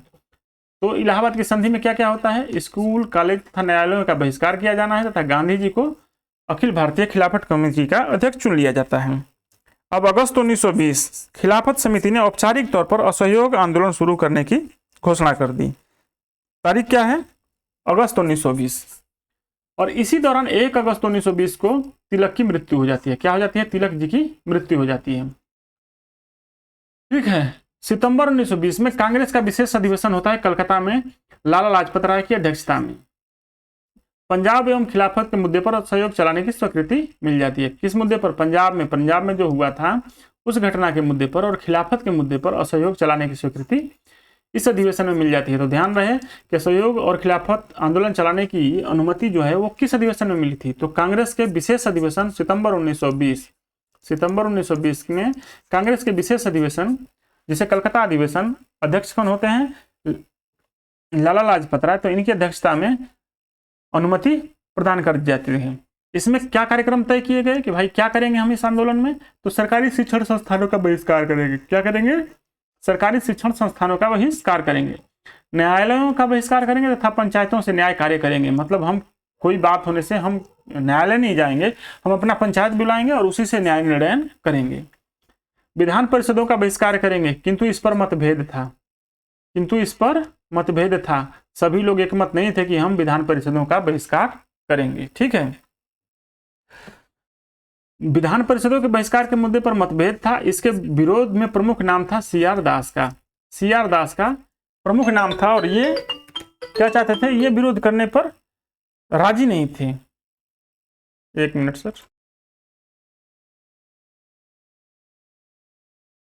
नवंबर 1920 में चुनाव होना था, किंतु सभी कांग्रेसियों ने अनुशासन का पालन करते हुए चुनाव का बहिष्कार कर दिया। जो 1919 अधिनियम आया था, 1919 का अधिनियम, इसके तहत 1920 में, नवंबर 1920 में चुनाव होना था, किंतु फिलहाल सभी कांग्रेसियों ने अनुशासन का पालन किया और चुनाव का बहिष्कार कर दिया। इसलिए 1920 में चुनाव नहीं होता है, 1920 के नवंबर में चुनाव नहीं होगा। ठीक है, अब क्या होता है, दिसंबर 1920 में कांग्रेस का नागपुर अधिवेशन होता है। अध्यक्ष कौन होते हैं, वीर राघवाचारी होते हैं। इस आंदोलन में असहयोग आंदोलन के कार्यक्रम का अनुमोदन हुआ तथा कांग्रेस के सिद्धांत में महत्वपूर्ण परिवर्तन हुआ। क्या हुआ कि 1920 में जो आंदोलन हुआ उसमें क्या होगा, असहयोग का कार्यक्रम, उसका अनुमोदन हुआ तथा कांग्रेस के सिद्धांत में महत्वपूर्ण परिवर्तन हुआ। क्या परिवर्तन हुआ कि संवैधानिक तरीके से स्वशासन प्राप्ति के अपने लक्ष्य के स्थान पर शांतिपूर्ण व न्यायोचित तरीके से स्वराज प्राप्ति के अपना लक्ष्य घोषित किया गया। अब देखिए यहाँ महत्वपूर्ण क्या है, ये दोनों, पहले हम जो स्वशासन की मांग करते थे, होम रूल की मांग करते थे, वो अब हम किसका, स्वराज की मांग करने लगे, इंडिपेंडेंस की मांग करने लगे। ठीक है, तो अब हम बोले कि हमने नहीं, अब स्वशासन नहीं चाहिए, स्वराज चाहिए, हमारा अपना राज चाहिए। तो ये महत्वपूर्ण कहाँ पे होता है, कांग्रेस के नागपुर अधिवेशन दिसंबर 1920 में, जो वीर राघवाचारी के अध्यक्षता में होता है इस अधिवेशन। इस प्रकार कांग्रेस ने संवैधानिक दायरे से बाहर जन संघर्ष की धारणा को स्वीकार करता है। दूसरा चीज क्या होता है कि जो संवैधानिक तरीका है, हम पहले क्या था कि हम संवैधानिक तरीके से ही स्वशासन की मांग करेंगे, किंतु अब क्या हो गया, शांतिपूर्ण न्यायोचित, जो कहेगा जो न्याय होगा, ऐसा नहीं कि आप जो बोल देंगे उसी को हम, आपने जो लिख के संविधान में दिया उसी को हम मानेंगे, हम न्यायोचित, जो न्यायोचित होगा हम उस तरीके से कार्रवाई करेंगे। इस तरह से जन संघर्ष की धारणा का भी स्वीकारोक्ति मिल गई। इसमें कांग्रेस में संगठनात्मक परिवर्तन भी हुआ। 1920 के अधिवेशन में कांग्रेस में क्या होता है, संगठनात्मक परिवर्तन होता है और 15 सदस्यीय CWC का गठन किया जाता है। CWC का मतलब है कांग्रेस वर्किंग कमेटी, कार्य जिसे हम आगे चल के कार्यकारिणी भी बोला जाएगा, कांग्रेस कार्यकारिणी, जहां भी नाम आएगा कांग्रेस कार्यकारिणी, मतलब ये 15 सदस्य लोग करके मिलके। और कांग्रेस का जो एनुअल कॉन्फ्रेंस होगा वो क्या है, वार्षिक सम्मेलन है। वार्षिक सम्मेलन जो है वो अलग है, और चूंकि सम्मेलन वर्ष भर नहीं हो सकता तो इसमें कुछ लोगों को चुन करके कार्यकारिणी बनाया गया कि भाई बाकी कांग्रेस की तरफ से निर्णय ये लोग लेंगे, और जो अध्यक्ष होगा कांग्रेस का वही इसका भी अध्यक्ष होगा।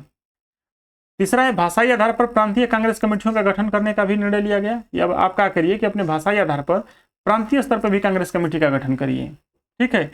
सदस्यता फीस 4 आना प्रतिवर्ष कर दिया गया, बोल दिया गया कि अब कांग्रेस के सदस्य रहने के लिए 4 आना प्रतिवर्ष फीस लगेगा। किंतु इसी समय Mohammad Ali Jinnah, Annie Besant, GS Khaparde, BC Pal, Bipin Chandra Pal Congress छोड़ दी, क्योंकि वे सभी संवैधानिक व न्यायोचित ढंग से आंदोलन चलाए जाने के पक्षधर थे। ये लोग क्या थे कि संवैधानिक, ये संवैधानिक जो संघर्ष का मार्ग है ना, इसे छोड़ना नहीं चाहते थे, ये जन संघर्ष को स्वीकार नहीं करना चाहते थे। इस तरह से इन्होंने क्या किया कि कांग्रेस छोड़ दिया। सुरेंद्रनाथ बनर्जी जो हैं ये इंडियन नेशनल लिबरल फेडरेशन का स्थापना करते हैं, गठन कर लेते हैं, तथा राष्ट्रीय राजनीति में उनका योगदान अब नाम मात्र का रह जाता है। ये सुरेंद्रनाथ बनर्जी जो बहुत बड़े नेता होते हैं, ये क्या करते हैं कि कांग्रेस छोड़ देते हैं तथा इंडियन नेशनल लिबरल फेडरेशन का गठन करते हैं, और इसके उपरांत अब इनकी राष्ट्रीय राजनीति में आप देखेंगे योगदान लगभग नगण्य रह जाता है, नाम मात्र का रह जाता है, ठीक है। अब आंदोलन का प्रसार को देखते हैं कि आंदोलन का प्रसार क्या हुआ। तो इसका जो प्रसार रहा ना वो व्यापक रहा। स्कूल छात्रों ने स्कूल जाना छोड़ दिया, वकीलों ने वकालत छोड़ दी, विदेशी कपड़ों की सार्वजनिक रूप से होली जलाई गई, मतलब विदेशी कपड़ों को सार्वजनिक रूप से जलाया गया। पूरे देश में आचार्य नरेंद्र देव, CR दास, लाला लाजपत राय, जाकिर हुसैन तथा SC बोस के नेतृत्व में अनेक शिक्षण संस्थानों की स्थापना हुई। क्या हुआ, अनेक शिक्षण संस्थान का स्थापना हुआ।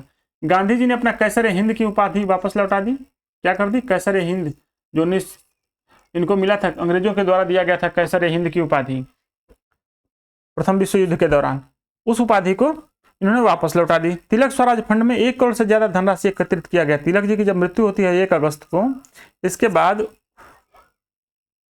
एक फंड बनाया जाता है और उस फंड का नाम रखा जाता है तिलक स्वराज फंड, क्योंकि स्वराज उनका सपना था तो इसी पे नाम रखा जाता है तिलक स्वराज फंड।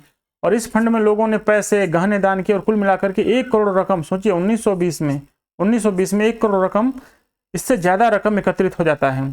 कांग्रेस की स्वयंसेवी सेनाएं समांतर पुलिस की तरह कार्य करने लगी, लोगों को मदद करना, रक्षा सुरक्षा करना, इन सब काम में कांग्रेस की जो स्वयंसेवी संस्थाएं सेनाएं हैं वो समांतर पुलिस की तरह कार्य करने लगती हैं।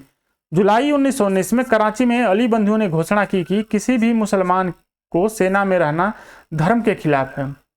अली बंधु जो होते हैं मोहम्मद अली और शौकत अली, ये घोषणा करते हैं कि भाई कब, जुलाई 1921 में, कि किसी भी मुसलमान को सेना में रहना धर्म के खिलाफ है, मतलब जो मुस्लिम धर्म है इसके खिलाफ है, मुसलमान को सेना में नहीं होना चाहिए। इस चीज से अंग्रेजों को बहुत नुकसान होता है, ठीक है। 4 अक्टूबर 1919 को गांधी जी 47 अन्य नेताओं के साथ बयान जारी कर अली बंधुओं के बयान की पुष्टि कर देते हैं। गांधी जी तथा 47 अन्य नेता एक कॉन्फ्रेंस करते हैं, एक मतलब बयान जारी करते हैं और कहते हैं कि अली बंधु ने जो बोला है ना वो बिल्कुल सही बोला है, ऐसे ही होता है। जो मुस्लिम सेना में है वो धर्म के खिलाफ है, अपने मुस्लिम धर्म के खिलाफ है। इसके अलावा और क्या होता है, असम बंगाल में JN सेनगुप्ता, कौन, JN सेनगुप्ता के नेतृत्व में रेलवे कर्मचारियों ने हड़ताल कर दिया। क्या कर दिया, रेलवे कर्मचारियों ने हड़ताल किया। 17 नवंबर 1921 में प्रिंस ऑफ वेल्स, कौन आते हैं, प्रिंस ऑफ वेल्स के भारत दौरे का विभिन्न स्थानों पर जमकर विरोध होता है। तो ये सब इस समय का क्रियाकलाप है जो असहयोग आंदोलन के दौरान किया जाता है। दूसरा क्या होता है, हिंदू मुस्लिम एकता का परिचय। मुपला उपद्रव जैसी घटनाओं को छोड़ दिया जाए, तो इसके बावजूद मुसलमानों की सहभागिता इस आंदोलन में व्यापक रही। इस आंदोलन में क्या रही? मुसलमानों की सहभागिता जो है वो व्यापक रही। गांधी जी ने मस्जिदों से मुसलमानों को संबोधित किया और गांधी जी एकमात्र ऐसे नेता थे जिन्हें आंखों पर पट्टी बांधे बिना मुस्लिम महिलाओं को संबोधित करने की अनुमति दी गई थी। इसका कारण है कि गांधी जी एकमात्र ऐसे नेता थे जो मुस्लिम महिलाओं को बिना आंख पे पट्टी बांधे भी संबोधित कर सकते थे, यानी कि अन्य नेता ऐसा नहीं कर सकते थे। अगर उन्हें मुस्लिम महिलाओं को संबोधित करना है तो आंखों पे पट्टी बांधना पड़ेगा। अब देखेंगे कि इसमें सरकार की क्या प्रतिक्रिया रहती है। तो मई 1921 में गांधी जी तथा वायसराय लॉर्ड रेडिंग के मध्य वार्ता हुई। इसमें सरकार की ओर से मांग की गई कि अली बंधु अपना भाषण वापस लें। सरकार की तरफ से दबाव बनाया गया कि आप गांधी जी से कि आप बोलिए कि अली बंधु ने जो बोला है ना कि मुसलमानों का सेना में होना धर्म के खिलाफ है, ये उससे वापस लें। किंतु गांधी जी ने ठुकरा दिया। गांधी जी बोले नहीं, हम ऐसा नहीं बोलेंगे, हम क्या करेंगे, ऐसा नहीं बोलेंगे। ठीक है। तत्पश्चात सरकार भी अपने रवैये पर अडिग रही और सरकार ने दमनात्मक रवैया अपनाया तथा गांधी जी समेत अनेक नेताओं को गिरफ्तार कर लिया गया। क्या कर लिया गया? गिरफ्तार कर लिया गया। अब आंदोलन के अंतिम चरण में देखें तो दिसंबर 1921 में कांग्रेस का अहमदाबाद अधिवेशन होता है। कौन सा होता है? अहमदाबाद अधिवेशन। सीआर दास अध्यक्ष होना था। किसको? सीआर दास को अध्यक्ष होना था, किंतु वो जेल में होने के कारण हकीम अजमल खान इसकी अध्यक्षता करते हैं। सीआर दास चूंकि उस समय कई सारे क्रांतिकारियों को पकड़ लिया जाता है, तो पकड़ने के कारण जेल में डाल दिया जाता है, तो इस तरह से ये उपलब्ध नहीं होते हैं, तो हकीम अजमल खान इसकी अध्यक्षता करते हैं। गांधी जी को अवज्ञा का लक्ष्य, समय तथा भावी रणनीति बनाने का पूर्ण अधिकार दे दिया गया। क्या कर दिया गया? 1921 में गांधी जी को पूर्ण अधिकार दे दिया गया कि आप अवज्ञा का लक्ष्य, समय तथा भावी रणनीति बनाइए। कांग्रेस पूर्ण समर्थन देगी इस चीज को। जनवरी 1922 में सर्वदलीय सम्मेलन की अपील तथा गांधी जी द्वारा वायसराय को लिखे गए पत्र का भी सरकार की ओर से कोई प्रभाव नहीं हुआ। 1922 के जनवरी में सर्वदलीय सम्मेलन और उसमें अपील किया गया कि सरकार चीजों को करे, समझे। गांधी जी ने भी वायसराय को चिट्ठी लिखा, किंतु कुछ भी प्रभाव नहीं पड़ा सरकार पर। सरकार अपने दमनात्मक कार्रवाइयों पर अड़ी रही। क्या कर रही? सरकार अपनी दमनात्मक कार्रवाइयों पर अड़ी रही। जो मांग था उस मांगों पर विचार नहीं किया गया। अब देखिए 1 फरवरी 1922 गांधी जी घोषणा करते हैं। कब? 1 फरवरी 1922 को, कि यदि सरकार राजनीतिक बंदियों को रिहा कर नागरिक स्वतंत्रता बहाल नहीं करती है, प्रेस से नियंत्रण नहीं हटाएगी, तो हम देशव्यापी सविनय अवज्ञा आंदोलन छेड़ने के लिए बाध्य हो जाएंगे। गांधी जी क्या बोलते हैं कि 1 फरवरी 1922 को क्या बोलते हैं कि भाई आपने जितने लोगों को, जितने राजनीतिक कैदियों को बंदी बना रखा है, राजनीतिक नेताओं को जो आपने बंदी बना रखा है, उनको तुरंत छोड़िए और नागरिक स्वतंत्रता को बहाल कीजिए और प्रेस से नियंत्रण हटाइए। जो आपने प्रेस पर नियंत्रण लगा रखा है उसको हटाइए। अगर आप ऐसा नहीं करेंगे तो हम देशव्यापी सविनय अवज्ञा आंदोलन छेड़ने के लिए बाध्य हो जाएंगे। ये गांधी जी बोलते हैं। कब? 1 फरवरी 1922 को। यह आंदोलन सूरत के बारदोली तालुका से प्रारंभ होना था, किंतु इससे पूर्व ही चौरी चौरा कांड हो जाता है। अगर अंग्रेज इस बात को नहीं मानते हैं तो जो सविनय अवज्ञा आंदोलन है वो सूरत के बारदोली तालुका से प्रारंभ होना था। स्थान भी फिक्स कर दिया गया था कि हम कहां से प्रारंभ करेंगे, किंतु इससे पूर्व ही 5 फरवरी 1922 को चौरी चौरा कांड गोरखपुर उत्तर प्रदेश में हो जाता है। एक चौरी चौरा कांड क्या था कि चौरी चौरा कांड में 22 फरवरी 1922 को एक घटना होती है। पुलिस की ज्यादती के खिलाफ भीड़ आक्रोशित हो जाती है और आक्रोशित भीड़ ने चौरी चौरा पुलिस थाने पर हमला करके जला देती है, जिसमें 22 पुलिसकर्मी मारे जाते हैं। कितने? 22 पुलिसकर्मी मारे जाते हैं। गांधी जी इस घटना को सुनते ही आंदोलन वापस ले लिया, क्योंकि आंदोलन अब हिंसक स्वरूप अख्तियार कर चुका था। क्या कर चुका था? हिंसक स्वरूप अख्तियार कर चुका था। इस चीज से गांधी जी ने क्या किया कि तत्काल अपने आंदोलन को वापस ले लिया। फरवरी 1922 में कांग्रेस कार्य समिति की बैठक हुई, जिसमें ऐसे सभी गतिविधियों पर रोक लगा दी गई जिनसे कानून व्यवस्था उल्लंघन होता हो। स्थिति को संभालते हुए कांग्रेस कार्य समिति ने क्या किया, CWC ने क्या किया कि तत्काल प्रभाव से जितनी भी गतिविधियां ऐसी थी जिनसे कानून का उल्लंघन हो रहा था, उन सब पे रोक लगा दी गई। मार्च 1922 में देखिए 5 फरवरी को चौरी चौरा कांड होता है और फिर फरवरी 1922 में ही CWC बैठक करती है और बैठक करके सभी गतिविधियों पर रोक लगा देती है जिससे कानून का उल्लंघन होता हो। फिर मार्च 1922 में गांधी जी को गिरफ्तार कर 6 वर्ष की जेल की सजा सुना दी जाती है, जेल में डाल दिया जाता है। हालांकि उन्हें 2 वर्ष के बाद ही वापस छोड़ दिया जाएगा। ठीक है, गांधी जी ने वो आंदोलन वापस क्यों लिया? अब बात यहाँ ये उठता है कि आंदोलन इतना बेहतरीन चल रहा था, सब कुछ चल रहा था, क्यों तभी एकाएक गांधी जी ने आंदोलन को वापस क्यों ले लिया? कई राजनेता हैं, जैसे बोस जी ने बोला है, सुभाष चंद्र बोस ने, कि ये राष्ट्रीय आपदा से कम नहीं था। जब आंदोलन अपने उस चरण में पहुंच चुका था जहां से हम अंग्रेजों के ऊपर दबाव बना रहे थे, अच्छा खासा दबाव बना रहे थे, उसी समय आंदोलन को वापस लेना राष्ट्रीय आपदा से कम नहीं था। सुभाष चंद्र बोस ऐसा बोलते हैं। परंतु गांधी जी का दृष्टिकोण कुछ अलग था, और उनके दृष्टिकोण से देखें तो उन्हें महसूस हुआ कि भारतीयों में अभी अहिंसा के सिद्धांत अच्छी तरह से नहीं सीखा है। क्या नहीं सीखा है? अहिंसा के सिद्धांत को अच्छी तरह से नहीं सीखा है, तथा बागडोर हिंसक हाथों में जाने वाला है। गांधी जी 5 फरवरी 1922 की जो घटना होती है, इससे वो समझ लेते हैं कि अभी जो भीड़ है ना, वो अहिंसा के मार्ग पर चलना नहीं सीखा है, अभी कुछ और सीखना बाकी है। और इस तरह से आंदोलन जो है ना अहिंसक हो जाएगा और अहिंसक हाथों में जाने वाला है। इस डर से गांधी जी ने आंदोलन को वापस ले लिया। तो ये इसका प्रमुख कारण है। दूसरा, आंदोलन धीरे धीरे उबाऊ व थकने वाला हो रहा था, क्योंकि 1920 1 अगस्त 1920 से शुरू होने वाला आंदोलन कहाँ पहुंच गया था? 5 फरवरी 1922, 2 साल कंप्लीट हो चुके थे। कितने? 2 साल। अब आंदोलन की भी अपनी कुछ सीमाएं होती हैं, अब कितना लंबा चलेगा आंदोलन? तो आंदोलन भी क्या हो रहा था? धीरे धीरे थकने और उबाऊ होने वाला था। नवंबर 1922 में कपाल मासा द्वारा खलीफा को हटाकर धर्मनिरपेक्ष राज्य की स्थापना के साथ साथ खिलाफत का मुद्दा भी अप्रासंगिक हो गया था। कैसे? कि जो मुस्तफा कपाल मासा था वो क्या किया? खलीफा के पद को ही हटा दिया और धर्मनिरपेक्ष राज्य की स्थापना कर दी। तो इस तरह से अब जो जिस खलीफा के मुद्दे पर लड़ रहे थे कि खलीफा को और शक्तिशाली बनाइए, राज्यों को वापस कीजिए, सारे मुस्लिम संस्थाओं पे खलीफा के प्रभुत्व को स्वीकार करिए, तो ये सब तो मुद्दा ही अप्रासंगिक हो गया ना, क्योंकि खलीफा का पद ही नहीं रहा। जब खलीफा का पद ही नहीं रहा तो खलीफा का अधिकार क्या रहेगा, जब पद ही नहीं है? तो इस तरह से खिलाफत का मुद्दा भी क्या हो गया? अप्रासंगिक हो गया। और अप्रासंगिक होने के साथ साथ खलीफा 1924 में पूर्ण रूप से समाप्त कर दिया गया। कब? 1924 में। तो इस तरह से ये भी मुद्दा अप्रासंगिक हो गया। तो इन सब चीजों को समग्र रूप से देखते हुए गांधी जी ने आंदोलन को वापस ले लिया। अब अगर मूल्यांकन करें कि खिलाफत व सहयोग आंदोलन का क्या रहा, क्या हमने पाया, क्या खोया इसमें, तो इसमें देखेंगे कि इसमें शहरी मुसलमानों को राष्ट्रीय आंदोलन की मुख्य धारा में जोड़ा, किंतु राष्ट्रीय राजनीति पर सांप्रदायिक कारण भी लिया। इसमें क्या हुआ कि शहरी मुसलमानों को राष्ट्रीय आंदोलन की मुख्य धारा में जोड़ा। शहरी मुसलमानों को राष्ट्रीय आंदोलन की मुख्य धारा में जोड़ा गया। जो आपको देखते हैं कि स्वदेशी आंदोलन के समय जो बुद्धिजीवी मुसलमान थे वो नहीं आए थे आंदोलन में। 1905 के जो स्वदेशी आंदोलन हुआ था उस समय इनकी सहभागिता नगण्य थी। कुछ एक मुसलमान थे, कुछ एक थे जो इसमें साथ आए थे, किंतु समग्र रूप से वो साथ नहीं थे। किंतु खिलाफत के मुद्दे को साथ में लेने से असहयोग में उनकी अभूतपूर्व उपस्थिति देखी गई। ठीक है, तो ये एक प्रमुख उपलब्धि रही। किंतु इसके ड्रॉबैक क्या हुए कि राष्ट्रीय राजनीतिक में सांप्रदायिक कारण भी जन्म हुआ। राष्ट्रीय राजनीतिक में एक सांप्रदायिकता का भी जन्म हो गया, सांप्रदायिक कारण भी आ गया। फिर आंदोलन के नेता मुसलमानों के धार्मिक तथा राजनीतिक को धर्मनिरपेक्ष राजनीतिक चेतना के रूप में विकसित करने में असफल रहे। यहाँ क्या हुआ?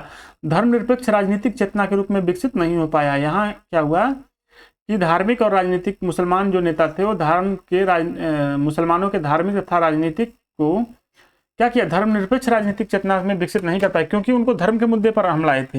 हम राष्ट्रवाद के मुद्दा पर लेके आए होते तो ठीक था, किंतु हम उनके धार्मिक मुद्दा पर लेकर के आए थे, इसलिए धर्मनिरपेक्ष की राजनीतिक चेतना जो है ना वो विकसित नहीं कर पाए।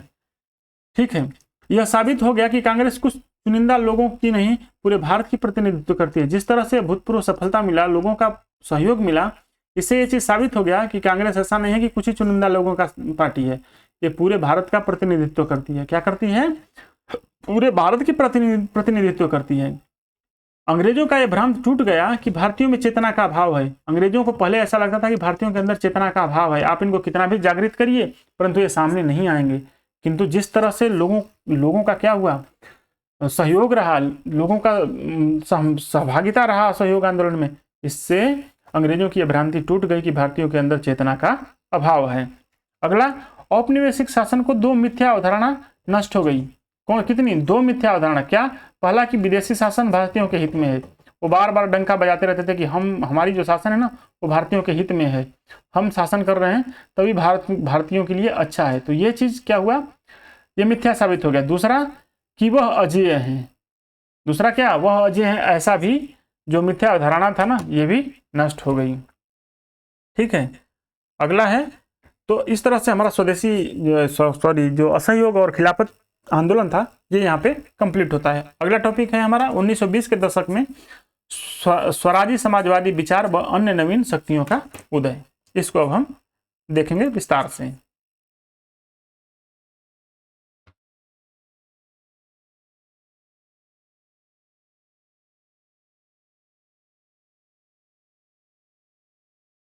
तो 1920 के दशक में अगला टॉपिक है 1920 के दशक में स्वराजी समाजवादी विचार व अन्य नवीन शक्तियों का उदय। ठीक है, तो 1920 के दशक में जो सबसे इंपॉर्टेंट शक्ति है वो है कौन? कांग्रेस खिलाफत व स्वराज पार्टी। तो देखेंगे कांग्रेस खिलाफत व स्वराज पार्टी के उदय का कारण। मार्च 1922 में गांधी जी की गिरफ्तारी के पश्चात, कब? 5 फरवरी 1922 को चौरी चौरा का कांड होता है। मार्च 1922 में गांधी जी को गिरफ्तार कर लिया जाता है।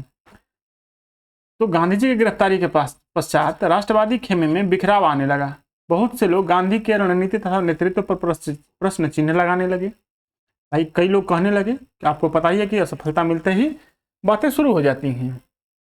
इसी गतिरोध के मध्य कांग्रेस दो धड़ों में बंटने लगी। कांग्रेस जो है, कांग्रेस के अंदर भी कई तरह की बातें चलने लगी और इस तरह से कांग्रेस जो है वो दो धड़ों में बंटने लगी। पहला धड़ जो है वो परिवर्तनवादी है, इसका नेतृत्व CR दास कर रहे हैं, साथ में मोतीलाल नेहरू, अजमल खान। वे चाहते थे कि विधान परिषदों में जाकर जो विधेयक आ रहे हैं ना उनका विरोध किया जाए तथा सरकार को मजबूर किया जाए। जबकि परिवर्तन विरोधी लोग हैं, इनका नेतृत्व सरदार पटेल, राजेंद्र प्रसाद, सी राजगोपालाचारी, M.A. अंसारी इत्यादि कर रहे थे। इनका मानना था कि संसदीय कार्यों में प्रवेश से रचनात्मक कार्यों की उपेक्षा होने लगेगी। क्या होने लगेगी? जब हम संसदीय कार्यों में प्रवेश करेंगे तो रचनात्मक कार्यों का उपेक्षा होने लगेगी तथा वे इसका विरोध कर रहे थे। उनका मानना था कि जैसे ही आप संसदीय कार्यों में जाएंगे तो आप सरकार के प्रति निष्ठावान होने लगेंगे, आप संसदीय कार्यों में इतना व्यस्त हो जाएंगे कि रचनात्मक कार्यों की उपेक्षा होने लगेगी। तो इस तरह से ये क्या कर रहे थे कि परिवर्तनवादियों का विरोध कर रहे थे।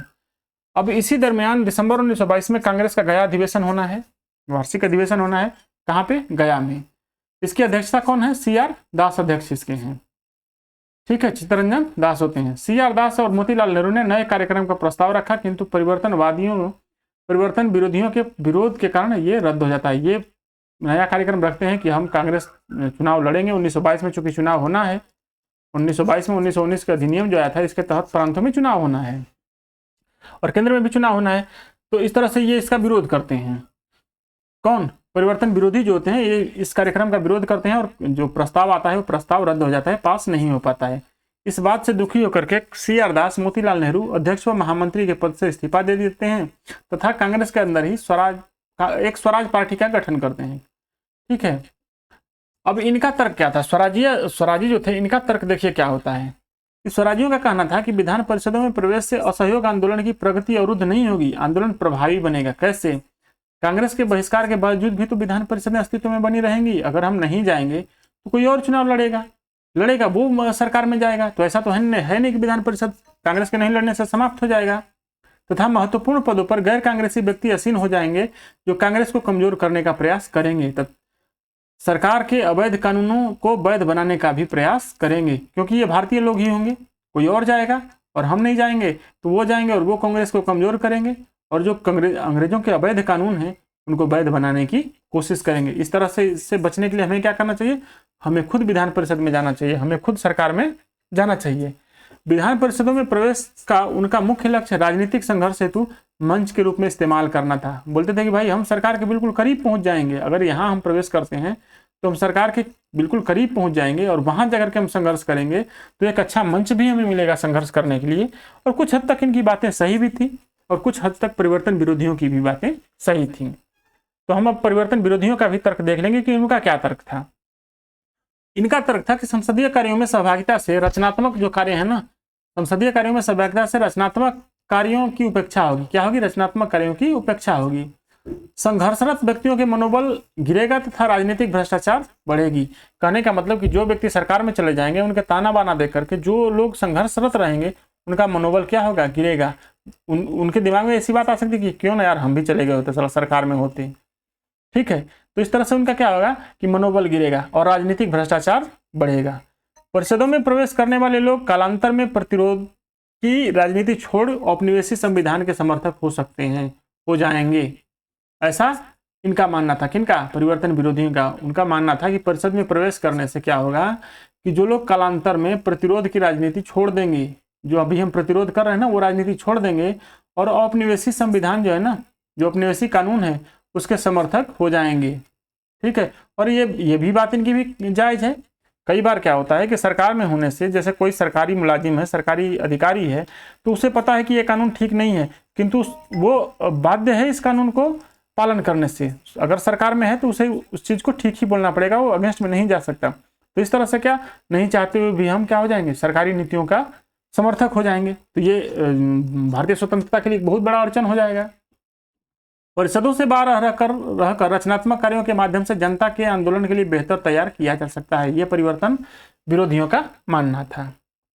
अब क्या होता है कि विचारों में तीव्र मतभेद के बावजूद भी दोनों पक्ष 1907 के विभाजन की तरह किसी अशुभ घटना से बचने के लिए दोनों पक्षों के मध्य सितंबर 1923 में एक समझौता हुआ। क्योंकि विचारों में स्पष्ट विरोध है, परिवर्तनवादी चाहते हैं कि हम सरकार में जाएं और परिवर्तन विरोधी चाहते हैं कि सरकार में नहीं जाना है, तो स्पष्ट विभेद है। किंतु ये 1907 के सूरत अधिवेशन में जिस तरह से विभाजन हुआ, उस तरह से अशुभ घटना नहीं चाहते हैं। तो इसके लिए क्या करते हैं कि सितंबर 1923 में एक समझौता होता है और इस समझौता के तहत कुछ नियम तय किए जाते हैं। और ये नियम ये थे कि इसके तहत स्वराज्यों को कांग्रेस के भीतर रह करके ही चुनाव लड़ने की अनुमति दे दी जाती है। क्या बोला जाता है कि ठीक है, आप कांग्रेस के भीतर ही रहेंगे, अंदर ही रहेंगे, और अंदर रह करके जो लोग चुनाव लड़ना चाहते हैं वो चुनाव लड़ें। और स्वराजी भी बदले में क्या करते हैं, स्वराजी भी बोलते हैं कि ठीक है, हम चुनाव के अलावा कांग्रेस की सभी शर्तों को स्वीकार कर लेंगे। जैसे स्वराजियों को बोला गया कि आप सरकार में रहिए पर सूत काटना पड़ेगा, आपको क्या करना पड़ेगा, सूत काटना पड़ेगा, चरखा चलाना पड़ेगा। ठीक है, और तो स्वराजी भी बदले में क्या बोलते हैं, ठीक है, हम सूत चलाएंगे, चरखा काटेंगे, 2000 गज जो कपड़ा बीनना है वो हम बीनेंगे। तो स्वराजी भी चुनाव के अलावा कांग्रेस के सभी शर्तों को स्वीकार कर लेते हैं। नवंबर 1923 में चुनाव होना था, जिसके लिए अक्टूबर 1923 में स्वराजियों ने चुनाव घोषणा पत्र जारी किया। आपको पहले बता दें कि 1919 के अधिनियम के तहत 1923 में चुनाव होना था। तो अक्टूबर 1923 में स्वराजियों ने क्या किया, चुनाव के लिए घोषणा पत्र, मैनिफेस्टो अपना जारी किया। अब गांधी जी का रुख देखेंगे। गांधी जी का रुख क्या है? गांधी जी चुनाव में भाग लेने की राजनीति के विरोधी थे। गांधी जी क्या थे, वो नहीं चाहते थे कि चुनाव में कोई भाग ले। फरवरी 1924 में गांधी जी रिहा हुए। कब? 1922 में गिरफ्तार हुए थे। बोला था कि 2 साल बाद इनको छोड़ दिया गया था। 6 साल की जेल हुई थी, लेकिन 2 साल बाद इनको छोड़ दिया गया था। तथा वह स्वराज्यों से एकता स्थापित करने का प्रयास शुरू कर दी। इसके 3 प्रमुख कारण थे। गांधी जी जैसे ही छूटे, वो विरोधी थे, वो नहीं चाहते थे कि कोई राजनीति में भाग ले, कोई किसी तरह के सरकार में भाग ले, लेकिन फिर भी वो स्वराज्यों से एकता स्थापित करने के लिए छूटते ही प्रयास शुरू कर दिया। और इसके पीछे 3 प्रमुख कारण था। क्या कारण था? कि हिस्सेदारी प्रारंभ होने के बावजूद पीछे हटना असंभव था। इसके उपनिवेशिक शासन पे, इससे क्या होता है, उपनिवेशिक शासन का हौसला बढ़ता है। चूंकि अब क्या था कि जो स्वराजी थे वो हिस्सेदारी प्रारंभ कर दिए थे, सब कुछ मतलब चुनाव लड़ लिए थे, सरकार जीत चुके थे, और जीतने के बाद अब वापस हटना, इससे क्या होता, सरकार के हौसला बढ़ता। तो इस तरह से गांधी जी ने सोचा कि ठीक है, इनको सरकार में बने रहने दो। नवंबर 1923 में चुनाव में स्वराजियों की उल्लेखनीय सफलता। जब नवंबर 1923 में चुनाव हुआ तो इसमें क्या हुआ, स्वराजियों को उल्लेखनीय सफलता मिली। जैसे सेंट्रल लेजिस्लेटिव असेंबली के 101 सीटों में से 42 सीट जीत ली स्वराजी ने। ठीक है, और सीएलए में जिन्ना के नेतृत्व में, जिन्ना व मालवीय, मदन मोहन मालवीय की जो पार्टी थी, इनके सहयोग से संयुक्त राजनीतिक मोर्चा बनाया गया। क्या बनाया गया? संयुक्त राजनीतिक मोर्चा बनाया गया। और इसमें गांधी जी को लोग, इससे क्या लगा कि गांधी जी को लगा कि स्वराजी सरकार के अंग नहीं बन सकते हैं। जिस तरह से स्वराजियों ने विरोध किया ना सेंट्रल लेजिस्लेटिव असेंबली में, जैसे सेफ्टी बिल, आप नाम सुने होंगे, सेफ्टी बिल, और जो उस समय विट्ठल भाई पटेल को उन्होंने जो अध्यक्ष बनवाया, ये सब इनकी सफलता ही था। इन्हीं के प्रयासों से विट्ठल भाई पटेल को सेंट्रल लेजिस्लेटिव असेंबली में अध्यक्ष के पद पर बिठाया गया। सेफ्टी बिल और ट्रेड डिस्प्यूट बिल जो था, इनको गिराने वाले में भी इन्हीं का सहयोग था। किसका? स्वराज्यों का। तो स्वराज्य ठीक ठाक काम कर रहे थे, तो गांधी जी को लगा कि काम तो अच्छा कर रहे हैं, ये सरकार के अंग नहीं बनेंगे, मतलब सुविधा भोगी नहीं बनेंगे, ये वहां रह करके भी सरकार का विरोधी करेंगे। तो इस तरह से गांधी जी को लगा कि इनको ठीक है, इनको काम करने देना चाहिए। इसके अलावा कुछ समय बाद आतंकवाद के नाम पर स्वराज्यों का दमन, अक्टूबर 1924 में अनेक स्वराज्य गिरफ्तार किए गए। गांधी जी आपसी एकता दिखाते हुए स्वराज्यों का समर्थन किया। ठीक है, तो आपसी एकता दिखाते हुए भी गांधी जी ने क्या किया कि स्वराज्यों का समर्थन किया। तो ये 3 कारण थे जिनमें गांधी जी ने क्या किया? स्वराज्यों का सहयोग किया।